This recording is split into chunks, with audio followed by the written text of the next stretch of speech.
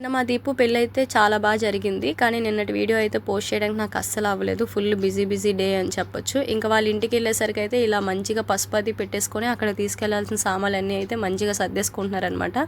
ఇంకా అక్కడ నుంచి మళ్ళీ ఒక ఫంక్షన్కి అటెండ్ అయ్యి మళ్ళీ అక్కడ నుంచి పెళ్లి కూతురు వాళ్ళ ఇంటికి అయితే వెళ్ళాము. వెళ్ళేసరికి అయితే పెళ్లి కూతురికి స్నానం కోసం ఇలా వాటర్ అయితే తీసుకురావడానికి వెళ్తారనమాట. సో అందరూ వెళ్ళి తీసుకొని అయితే వచ్చేసారు. ఇంకా పెళ్లి కూతురుని కూడా స్నానం కోసం అయితే తీసుకొని వచ్చారు. ఇంక ఇక్కడ రెడీ చేసి డైరెక్ట్గా పెళ్లికే తీసుకెళ్ళిపోతారు అనమాట పెళ్లి కూతుర్ని. అండ్ నేను చూసారు కదా పొట్టి నాకు కనిపించట్లేదు, అక్షింతలు వేయడానికి కూడా అవ్వట్లేదు. కానీ ఎలాగోలా కష్టపడి వేస్తాను. ఇంకా అందరూ కొంగేశారు. బట్ నా కూతురు మాత్రం లేట్గా వెళ్ళి లేటెస్ట్గా డబ్బులు అయితే తెచ్చేస్తుంది అనమాట. ఇంకా తెచ్చి నాకు చూపించింది. ఇంకా తన దగ్గర 100 రూపీస్ అయితే నేనే కొట్టేశాను.